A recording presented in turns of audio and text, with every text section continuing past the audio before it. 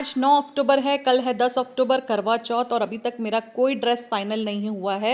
Suit sari lehenga क्या पहनने वाली हूँ मुझे कुछ पता नहीं है। तो मैं निकल पड़ी थी शॉपिंग के लिए, कुछ पसंद नहीं आया मुझे। फिर मैंने खाई पानी पूरी, छोले टिक्की, क्योंकि कल करवा चौथ है इसलिए मैंने हस्बैंड को बोला कि कोई क्रेविंग्स मुझे कल ना हो, इसलिए प्लीज़ मुझे खिला दो अच्छे से। तो दाबेली वाली स्टॉल पे भी रोका उन्होंने।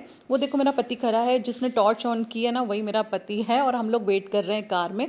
जहाँ पानी पूरी खा रहे थे वहाँ बेबी को हमने बलून दिलाया था, लेकिन पहले गुड्डू उससे खेलने लगी। जो भी टॉय बाबू के आते हैं हमारे, सारे पहले उससे गुड्डू खेलती है और फिर बाबू को मिलते हैं। दाबेली भी खा ली, मीठा ले लिया था, उसकी भी क्रेविंग्स, ऑल क्रेविंग्स सेटिस्फाइड।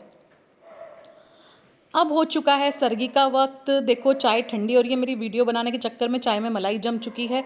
सर्गी में मीठा ज़रूर खाना चाहिए।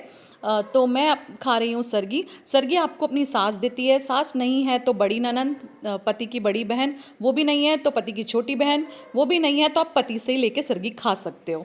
मैंने मेहंदी लगा ली थी शगुन की, और उसके बाद मैं 10 अक्टूबर को वापस निकल पड़ी थी शॉपिंग के लिए। अभी तक मेरा कोई ड्रेस फाइनल नहीं हुआ था। ये मैंने ले लिए सूट्स, फाइनली शॉपिंग कर ली। पति और बेटी देखो दोनों वापस चटोरने खड़े हो चुके हैं पानीपुरी, और हम दोनों बैठे हैं कार में उनका वेट करने।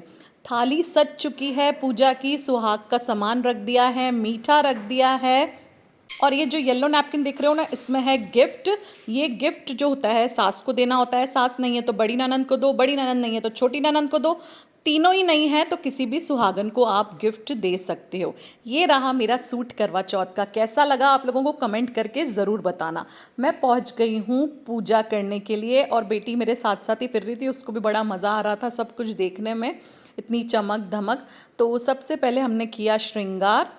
मैं पहले चौथ माता का श्रृंगार करती हूँ, उसके बाद पूजा में बैठती हूँ। आप लोग किस तरह से पूजा करते हैं मुझे ज़रूर बताना। बैठ गई हूँ पूजा करने, दिया लगा लिया है मैंने। अब आंटी जो कथा करती हैं वो कथा सुना रही थी, तो हम लोग सारे कथा सुन रहे थे। अब थी बारी थाली जो फहराते हैं, जिसमें आप जो गिफ्ट मैंने आपको बताया जो सुहागन को देना होता है वो रखा होता है, उसको आपको पूजा करनी होती है, तो थाली फेरनी होती है। 6 राउंड होते हैं क्लॉकवाइज, और 7वां जो राउंड होता है, 7 फेरे करने होते हैं, 7वां राउंड होता है एंटी क्लॉकवाइज। तो यही हम लोग कर रहे थे। आप लोग क्या करते हो मुझे बताइएगा प्लीज़, मैं जानना चाहती हूँ। तो ये हमने सात, देखिए अब ये एंटी क्लॉकवाइज जो लास्ट वाला 7वां फेरा है वो एंटी क्लॉकवाइज हमने शुरू कर दिया था।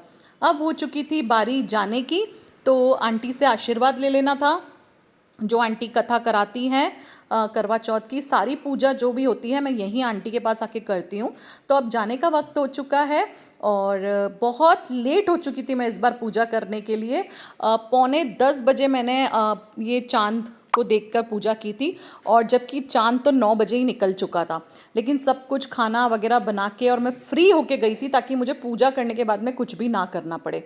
तो चांद की भी पूजा हो गई, पति देव की भी पूजा हो गई। इस बार पति भी मेहरबान थे, सारे वीडियोस अच्छे से प्रॉपर तरीके से बना रहे थे, पूजा में भी हेल्प की। चलो भाई पूजा तो हो गई, और सदा सुहागन रहने का आशीर्वाद भी मिल गया, जिसके लिए हम सारी औरतें ये व्रत रखती हैं करवा चौथ का।